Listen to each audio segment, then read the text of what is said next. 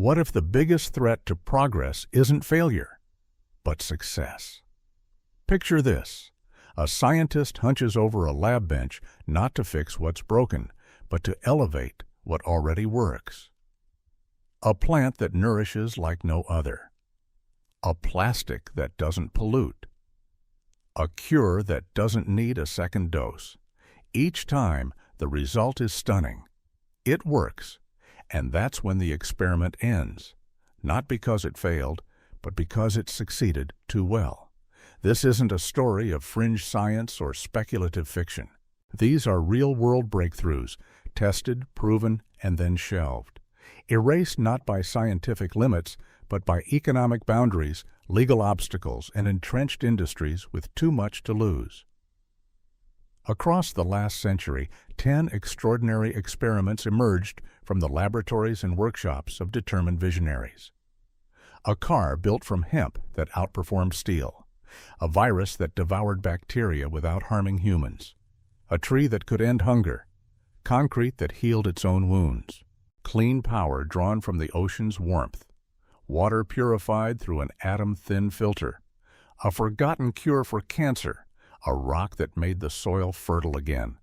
An energy source safer and cleaner than uranium. A transport system faster than planes, but smoother than trains. Every one of them worked, and everyone was stopped. This documentary is not about scandal or conspiracy.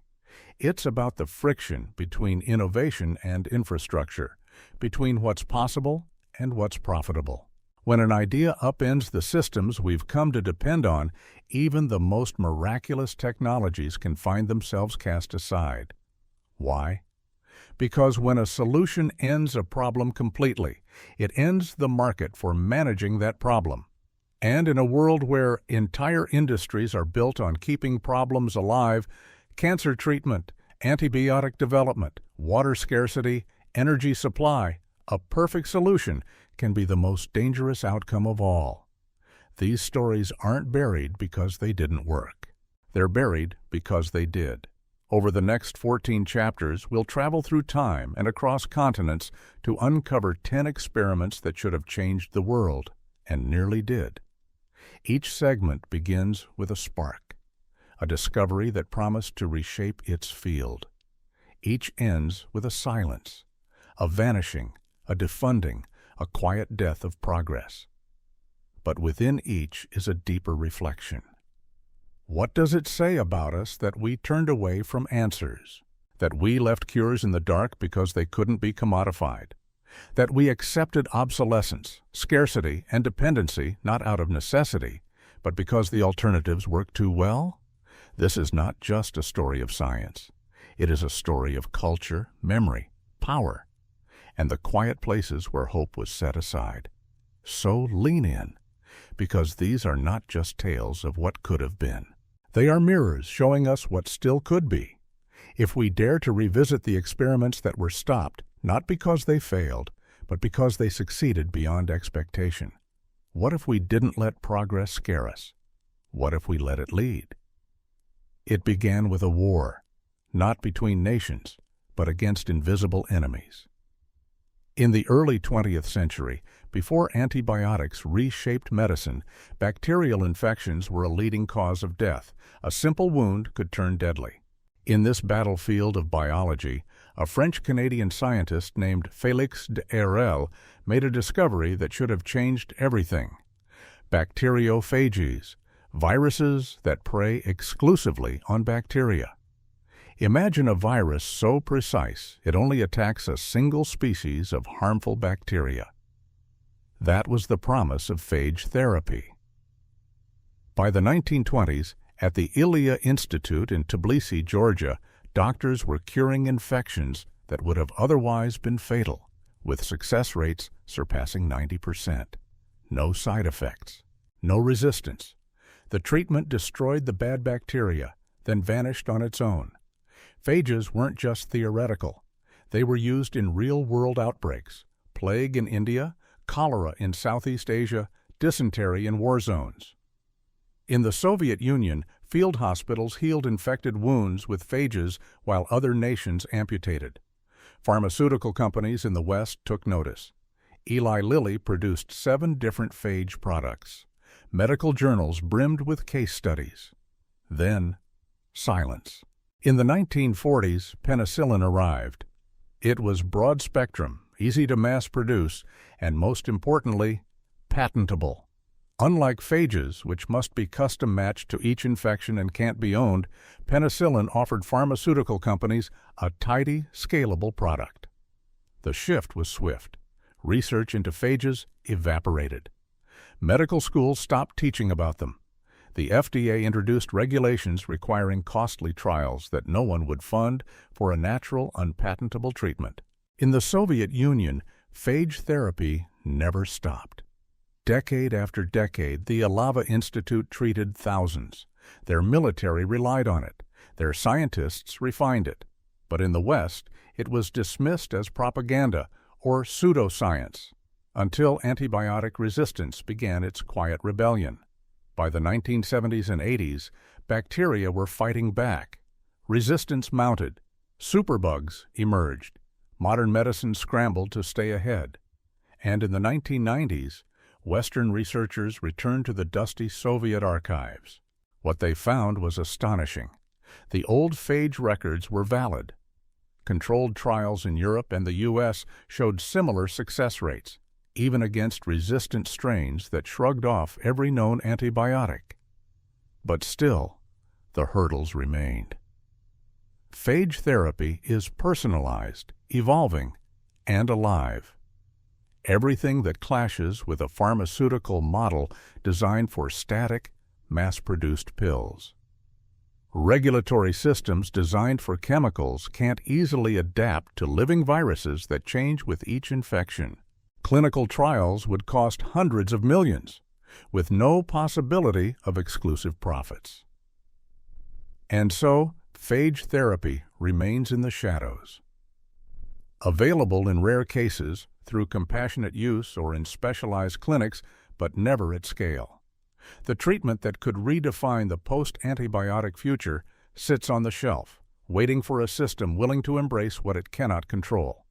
The question isn't whether phage therapy works. It always has.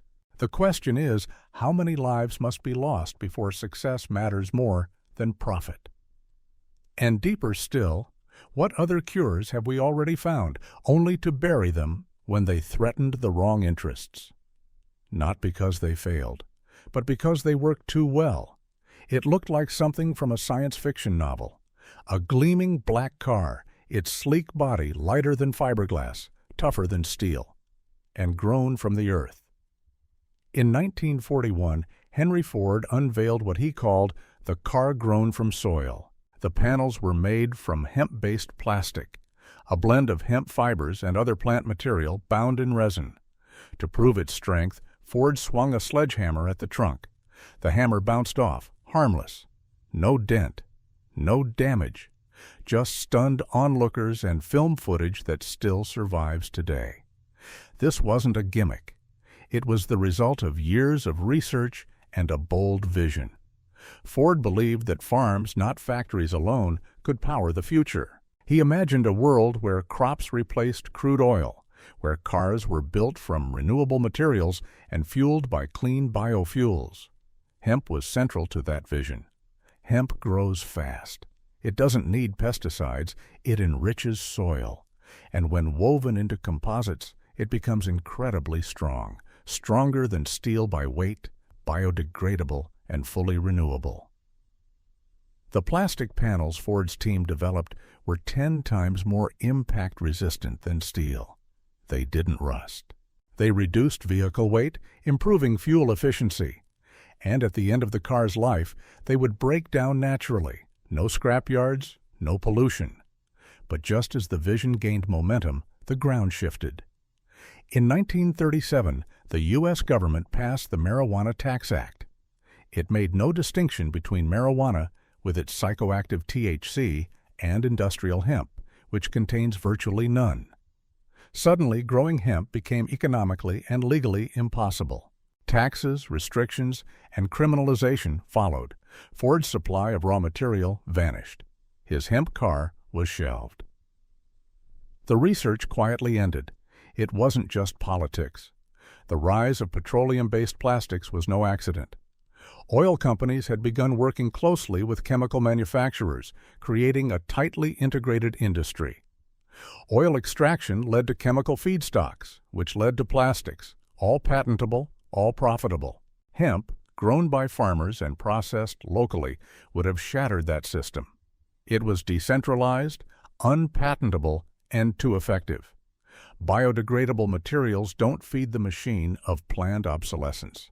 They don't create endless waste streams that justify new production.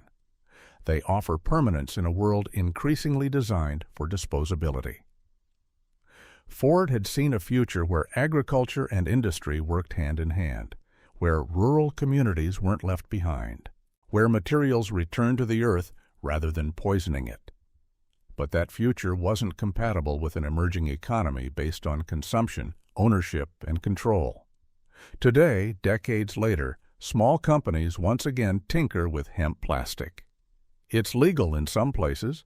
It works as well as it ever did. But it remains a niche, more expensive, less supported, and overshadowed by the petroleum giants. The question lingers. What if we had followed Ford's vision?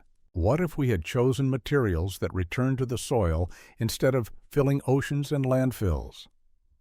The car that bounced back from a hammer was real. It worked. It showed us another path. And then it disappeared, not because it wasn't good enough, but because it was far too good. In a dusty village in West Africa, a mother held her child close, fearing the worst. The boy had grown thin, his eyes sunken. Malnutrition had taken hold. But instead of a powdered supplement or imported formula, the aid worker handed her a handful of crushed green leaves.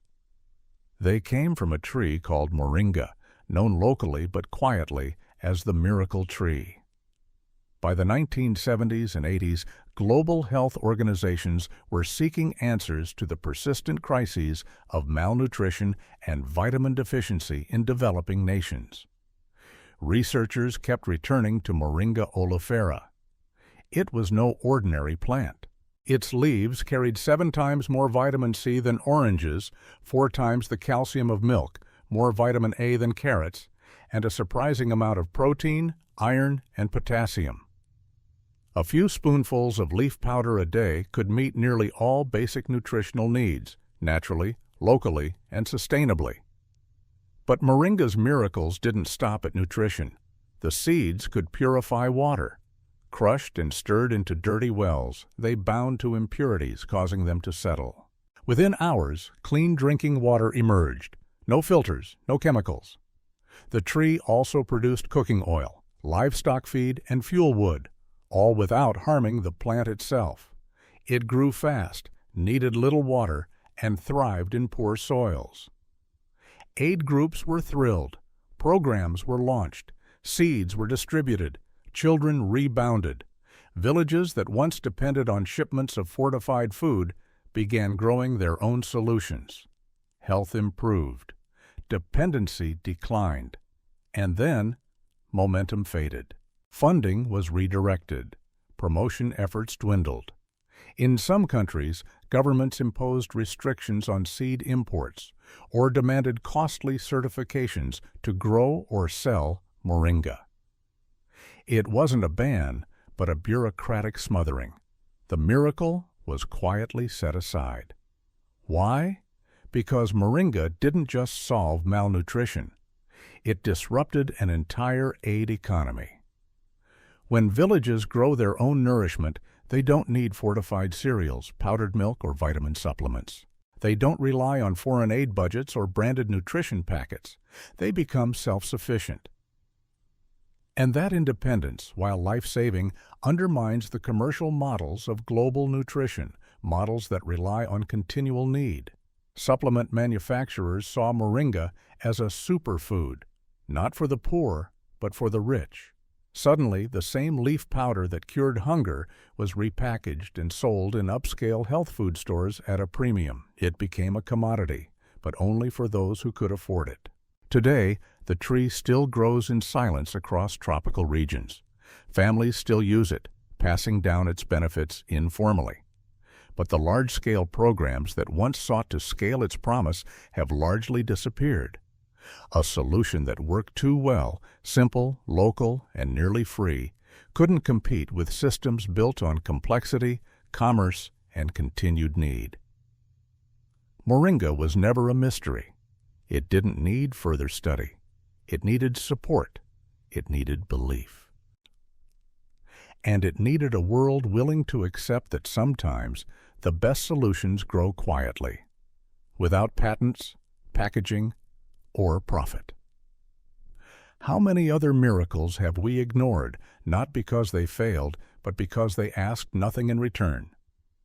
It starts with a crack, hairline barely visible, running along the surface of a bridge, a parking structure, or a towering dam. It seems insignificant at first, but over time the crack deepens. Water seeps in. Freeze, thaw, repeat. Steel corrodes. Concrete crumbles. And the clock begins ticking. Modern infrastructure lives on borrowed time. Concrete, the world's most used building material, is durable but not eternal. Roads, tunnels, and buildings must be constantly inspected, patched, and replaced. It's a cycle so routine we hardly question it, until someone does. In 2006, microbiologist Hendrik Jonkers at Delft University in the Netherlands posed a radical question. What if concrete could heal itself? The idea sounded far-fetched. But Jonkers turned to biology for inspiration. He embedded capsules of dormant bacteria, specifically Bacillus pseudophirmus, into the concrete mix, along with a calcium-based food source. The bacteria could lie dormant for decades. When cracks formed and water entered, they awakened. Feeding on the calcium, they produced limestone, filling the cracks from within, sealing them as if they had never existed. The results were astonishing. Lab tests showed full crack closure within weeks. The repaired sections were just as strong, sometimes stronger, than the original. Real-world trials followed. In Dutch parking garages, sections built with Jonkers bioconcrete resisted time and weather with remarkable resilience. Where conventional concrete eroded, the bioconcrete held firm. The implications were staggering. Buildings that could last centuries, bridges that repaired themselves, massive savings in repair costs, and the environmental impact? Revolutionary. Concrete production contributes nearly 8% of global CO2 emissions. Structures that last longer mean fewer rebuilds, less material, less energy. But then came the familiar pattern. Despite widespread praise and proven results, bioconcrete struggled to scale. It cost twice as much upfront as traditional concrete, even though its lifetime cost was lower. Bidding systems for public works favored the cheapest initial price, not long-term value.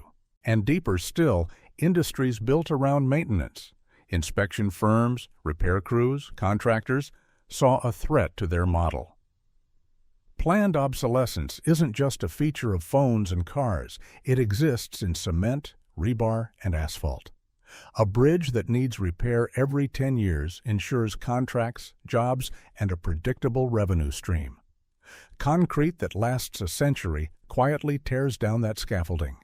Even regulatory systems resisted. Building codes weren't written for materials that behaved biologically. Insurance companies hesitated. Who takes responsibility for a structure that heals itself? How do you certify a crack that disappears?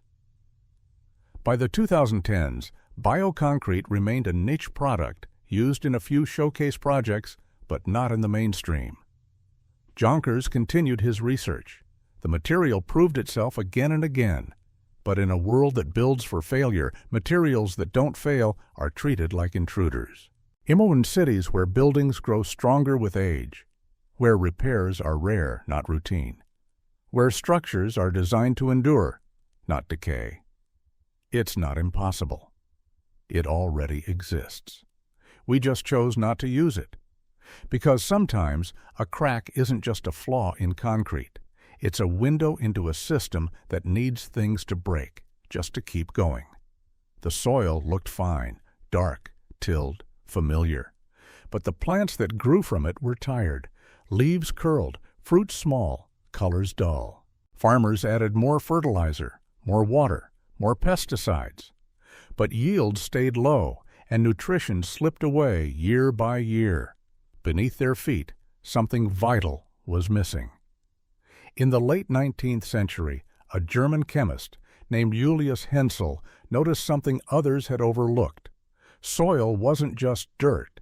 It was a living matrix of minerals, and it was starving. Hensel's insight was simple. Plants draw not only nitrogen, phosphorus, and potassium from the earth, but dozens of trace minerals. Modern agriculture replenishes only the big three. Over time, the rest are depleted, and crops suffer. Hensel proposed a radical fix, not chemicals, but stone. Specifically, finely ground rock dust. Basalt, granite, volcanic ash, crushed and spread across fields. These rocks, naturally rich in minerals, could slowly release nutrients as they weathered, rebuilding soil the way nature intended. He published his findings in 1894 under the title Bread from Stones. The results were clear. Crops grew stronger, resisted disease, and yielded more. Farmers reported fruits that tasted richer, lasted longer, and nourished better. And the cost? Almost nothing. Rock dust was a byproduct of quarrying. Waste to one industry, salvation to another. Agricultural trials in Europe confirmed his work. Fields amended with rock dust produced harvests that stunned observers. Plants were more drought-resistant, required fewer pesticides, and thrived without synthetic fertilizer. But just as the idea began to take root, it was buried. Chemical fertilizers were on the rise. Nitrogen-rich compounds, easily packaged, mass-produced, and, crucially, patented. Companies saw a booming market in manufactured inputs. Rock dust, freely available and impossible to monopolize, posed a threat. Soon, academic voices funded by fertilizer interests cast doubt. They claimed the minerals in rock dust were locked up, unavailable to plants. The success stories, they argued, were anecdotal. The method was dismissed as quaint, a relic of pre-scientific farming. By the 1950s, Hensel's ideas had all but vanished. Industrial agriculture took hold. Soil became a medium to hold roots while chemicals did the real work. Yields rose for a time. But beneath that apparent success, something was dying, the soil itself. By the 1990s, researchers compared vegetables from the 1940s to their modern counterparts and found alarming declines in mineral content, magnesium, iron, calcium, all lower. The food looked the same, but nourished less. Organic farmers began rediscovering Hensel's work. Trials in Australia, Scotland, and North America showed the same results he'd seen a century earlier. Healthier plants, better food, restored soil. But mainstream agriculture still looked away. Chemical inputs remain the norm. Farmers are told more fertilizer is the answer, never mind the cost or the collapse of soil health over time. The solution was never far. It was always underfoot, but in a system built on selling fixes, a solution that restores balance, quietly, cheaply, and for years at a time, is a problem. Julius Hensel died in 1903. His legacy is scattered, his book obscure. Yet his vision, soil that feeds itself, plants that nourish us fully, still waits in the wind-blown dust of a forgotten quarry. Sometimes the future we need was already written. We just failed to turn the page. The sea is always moving, always whispering. Beneath its surface, a quiet rhythm pulses. Warm water drifting across the tropics, cold water rising from the depths. For centuries, this thermal dance seemed unremarkable. But in the 1970s, a group of engineers saw it differently. They saw power. Ocean Thermal Energy Conversion, OTEC, was the name. It sounds abstract, almost theoretical, but its principle was beautifully simple. Take the warm surface water of the tropical ocean, mix it with cold water from deep below, and use the temperature difference to generate electricity. No combustion, no fuel, just the sea and a heat engine. In 1979, the Natural Energy Laboratory of Hawaii built a test facility called Mini OTEC. Floating off the coast, it produced net electricity, clean, constant, and continuous. Unlike solar or wind, which fluctuate, OTEC offered something rare: baseload power. Day or night, rain or shine, the ocean's temperature gradient was always there. Larger tests followed. On the island of Nauru, a bigger plant generated 120 kilowatts. Engineers and scientists published papers, ran simulations, refined designs. Studies showed a full-scale OTEC plant could power entire cities. Multiple countries expressed interest, and the benefits went beyond electricity. The cold water drawn from the ocean depths carried nutrients, stimulating local fish populations. The process could also desalinate water, produce hydrogen fuel, and support aquaculture, all without emitting a single puff of carbon dioxide. It should have been a revolution. But just as the technology crossed the threshold from theory to application, the plug was pulled. In 1984, U.S. funding for OTEC research plummeted. The budget dropped from $30 million to under $2 million. Pilot projects were abandoned, staff laid off, papers shelved. The official explanation? Budget priorities had shifted. But the timing raised questions. Why cut funding just as commercial viability became possible? Why stop when success was finally in hand? The answers, as always, lay beneath the surface. OTEC posed a direct challenge to fossil fuel industries. Here was an energy source that couldn't be metered, couldn't be owned, couldn't be shut off. Oil and gas companies saw the threat. So did utilities dependent on centralized power generation. If countries, especially island nations, could generate clean electricity from their own shores, they wouldn't need tankers of coal or diesel. They wouldn't need vast grids or foreign fuel contracts. They'd become energy independent. That's not just an environmental shift. It's geopolitical disruption. And so, OTEC became another footnote. Japan and India explored it briefly. A few small plants were built. But the great promise, unlimited clean energy from the ocean itself, was left adrift. Today, billions are invested in solar and wind. Important technologies, to be sure, but intermittent, land-hungry, and still tethered to storage challenges. Meanwhile, the ocean's pulse continues, waiting, unchanged. The sea still holds its secret, a gentle, endless current that could light our world without burning it. But to listen, we would have to choose differently, to hear the ocean not as a barrier, but as a voice, offering a power so quiet it threatened everything that makes noise. In a sterile room at Memorial Hospital in New York, sometime in the early 20th century, a patient lay feverish, but not from illness. The fever had been induced, on purpose, by injecting heat-killed bacteria directly into the body, and the tumor was shrinking. This was the work of Dr. William Coley, a surgeon who had noticed something extraordinary. After one of his cancer patients experienced a spontaneous remission following a severe infection, Coley began experimenting with a theory. What if the immune system, properly provoked, could be turned into a weapon against cancer? His treatment became known as Coley's Toxins, a mixture of bacterial components that triggered high fevers and immune activation.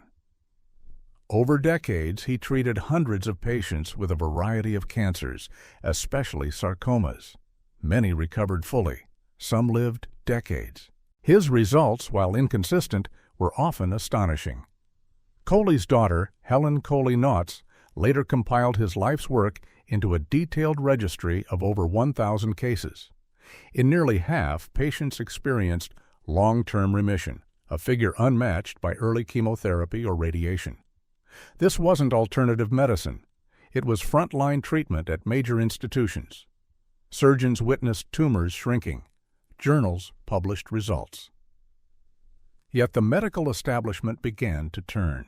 As radiation therapy, ERP advanced in the 1930s and 40s, followed by chemotherapy in the 1950s, cancer treatment shifted toward protocols that were easier to standardize and control.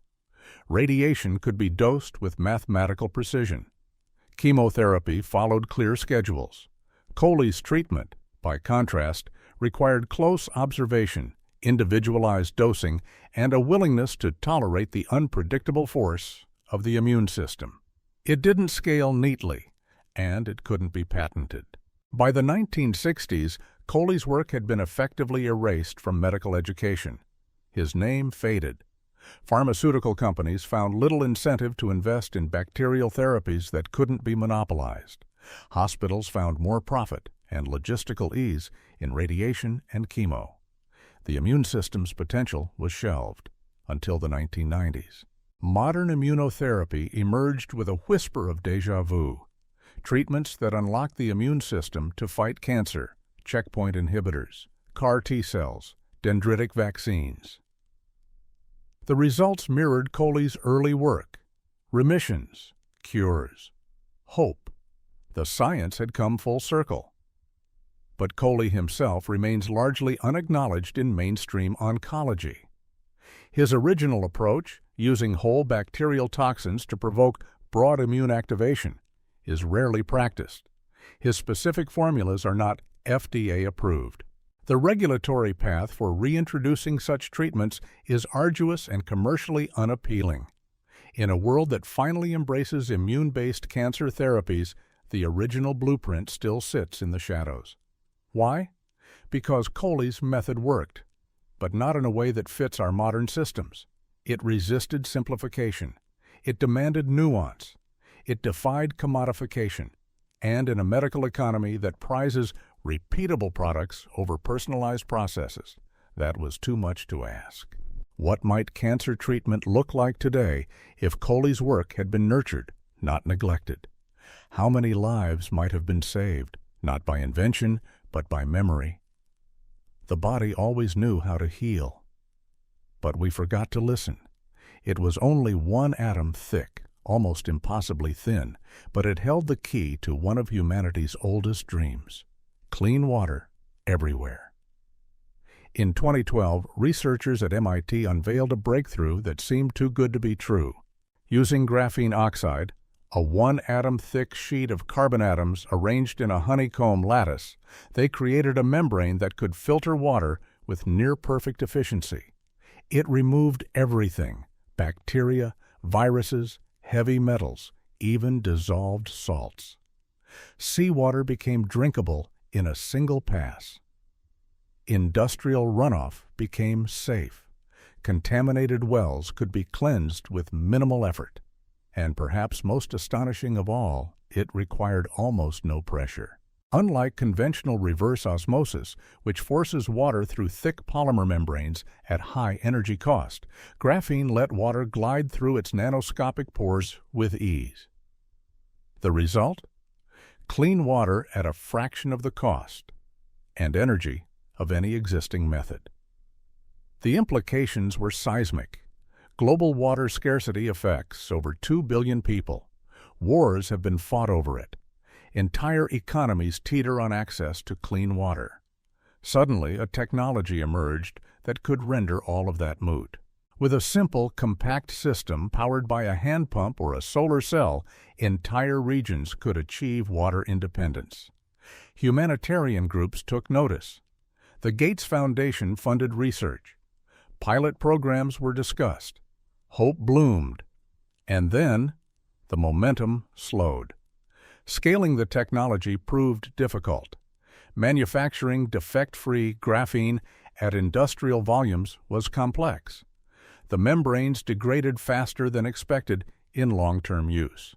But these were solvable problems, engineering challenges, not scientific barriers. What wasn't solved, what wasn't even fully acknowledged, was the resistance. Existing water infrastructure is a trillion-dollar ecosystem. Utilities, desalination plants, bottled water suppliers, industrial water contracts all profit from managing scarcity. When water is hard to reach, hard to purify, it remains valuable and controllable. Graphene threatened that scarcity. A filter that anyone could own, use, and maintain would decentralize control. Communities could clean their own water without relying on distant systems. Cities could provide pure water without massive chemical treatment plants. Emergency zones could be stabilized overnight. But the very fact that it worked so well became its obstacle.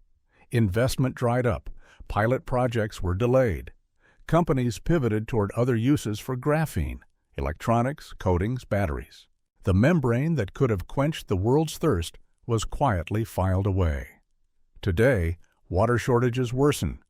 Desalination grows more energy-intensive. Plastic bottles pile up. And the miracle filter remains mostly confined to labs and limited trials. It's not that the graphene membrane failed. It's that it succeeded in solving a problem too completely, in a way that left too little room for profit, for control, for ongoing need. What if clean water was no longer a commodity? What if it simply flowed, free, pure, and everywhere? That future is still possible.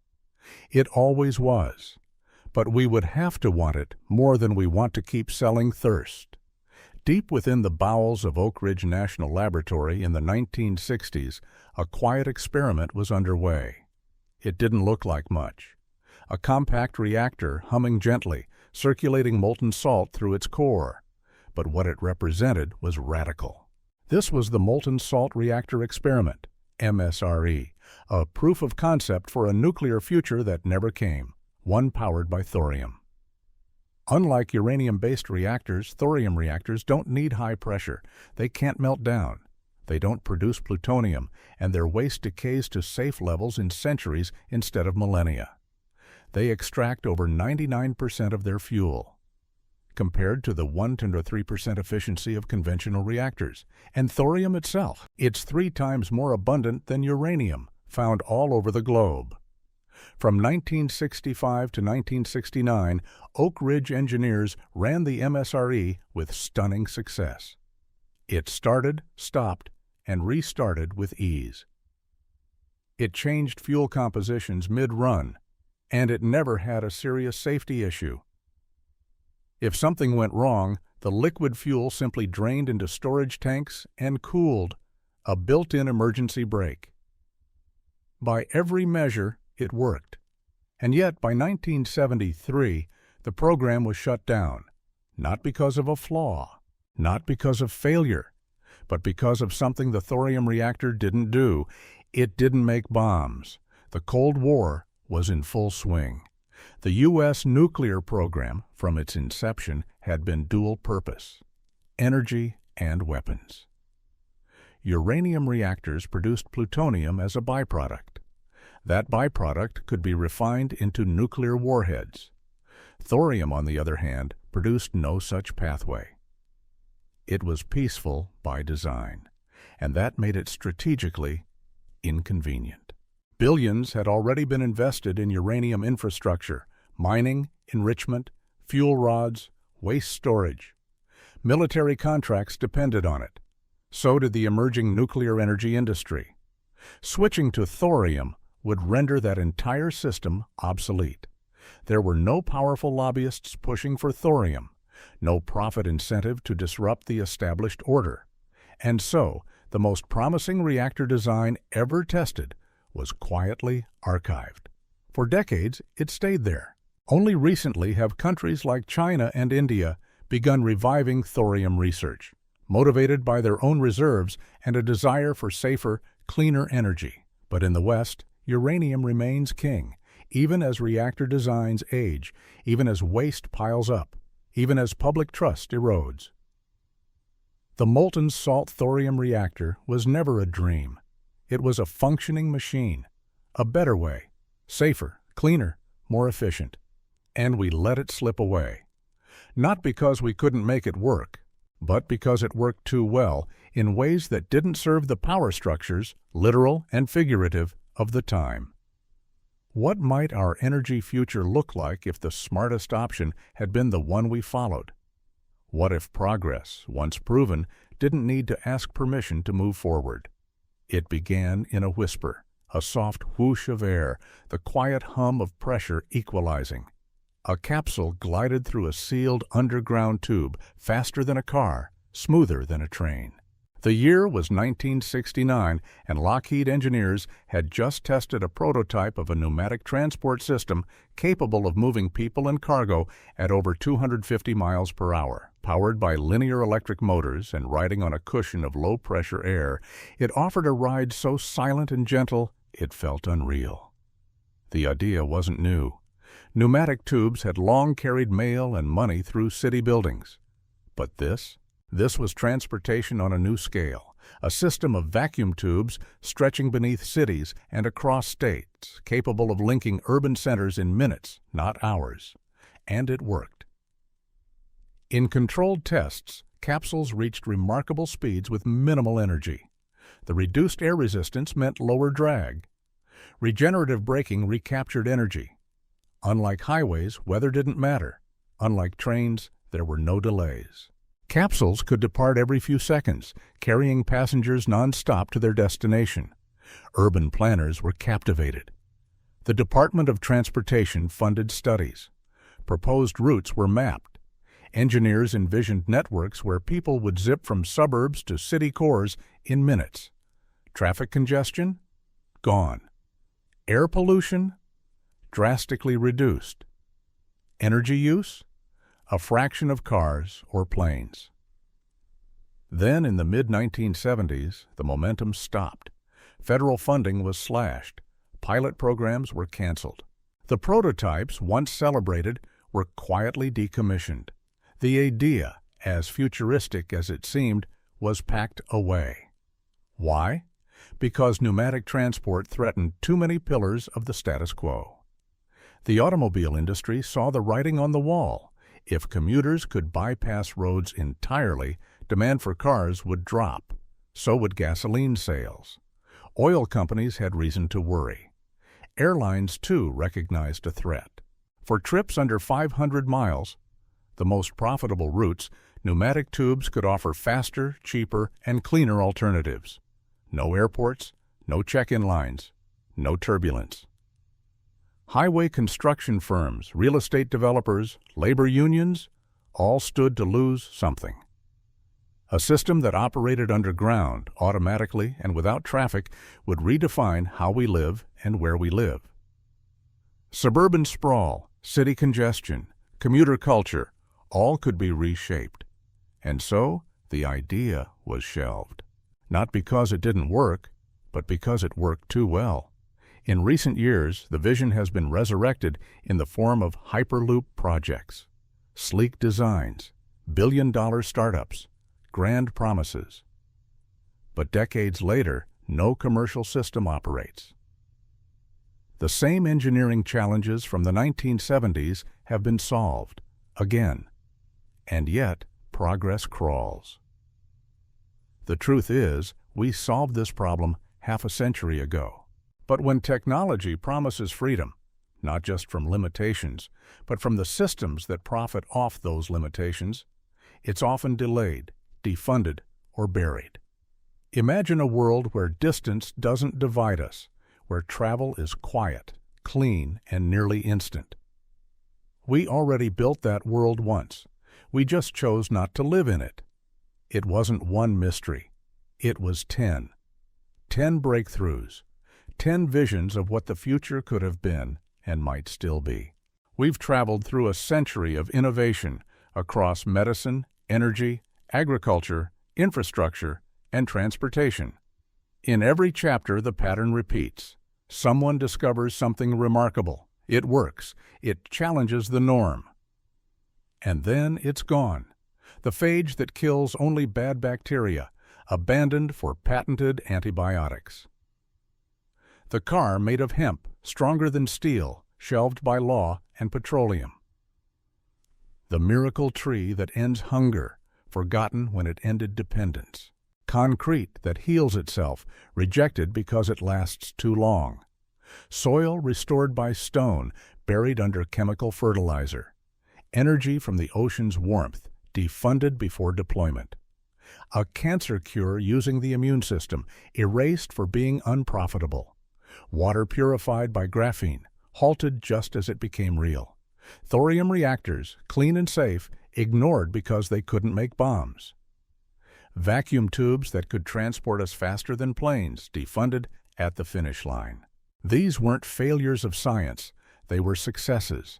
Sometimes quiet, sometimes spectacular. Stopped not because they didn't work, but because they did. Behind each decision was a system, a market, a power structure. When a solution truly works, when it ends the problem it was designed to solve, it often ends the market for that problem too.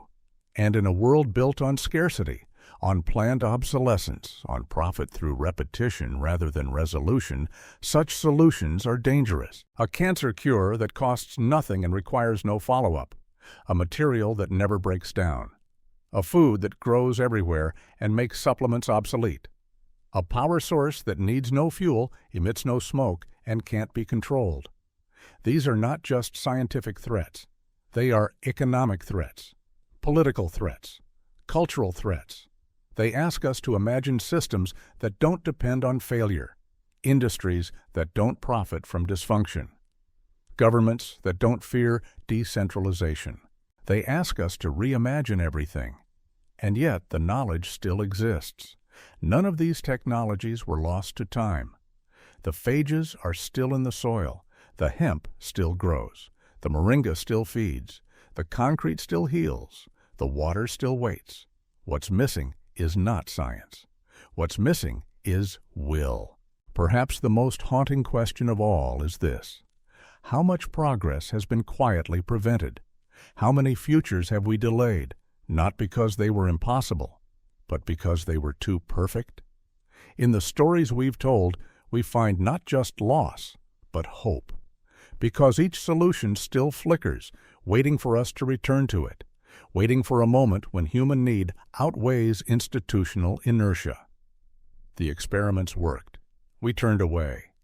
But it's not too late to turn back.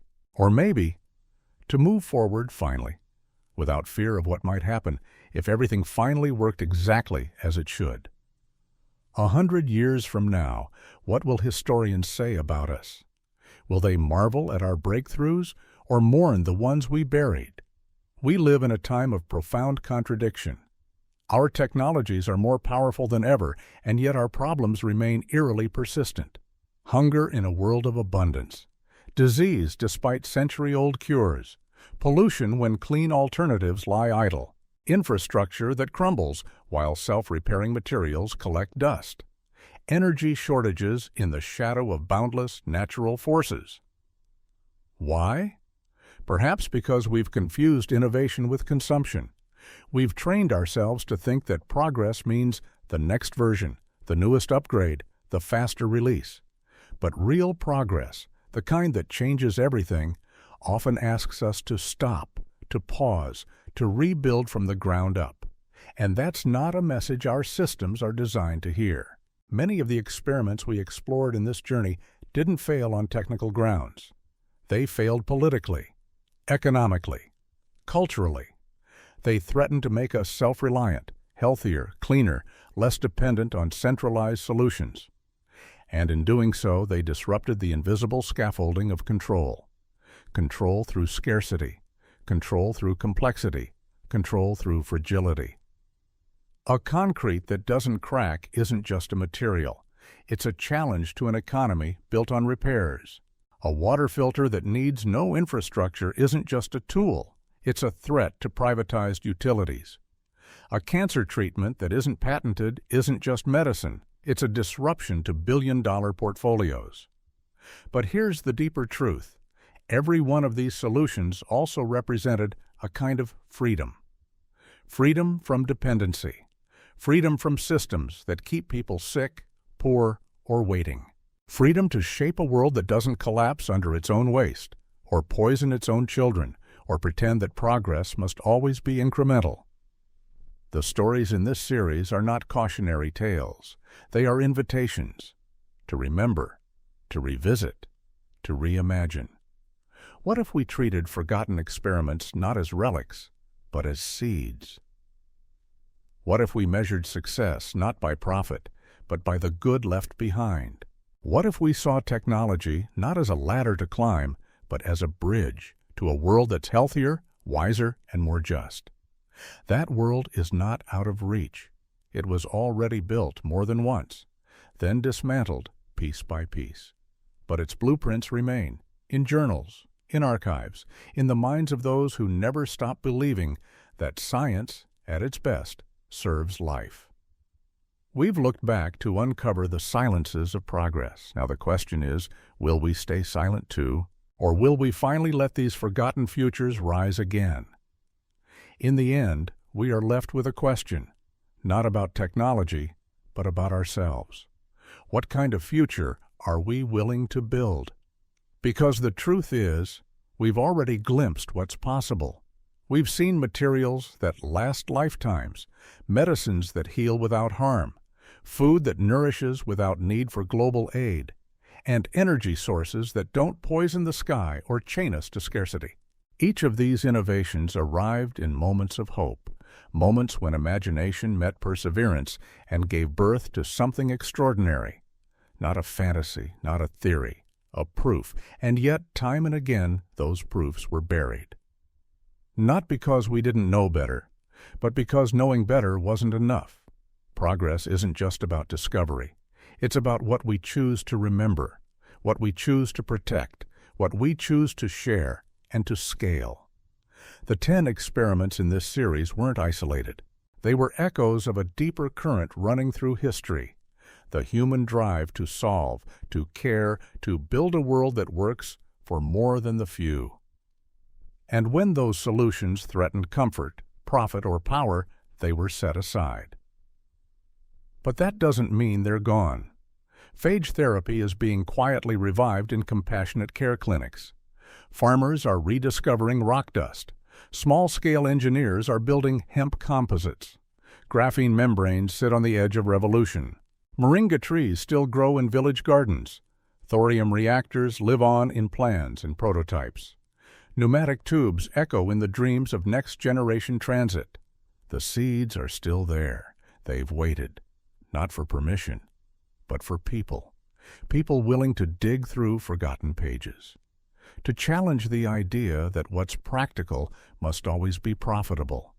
To ask not just, does it work, but does it make us better? In a time of rising challenges, ecological, medical, social, these questions matter more than ever.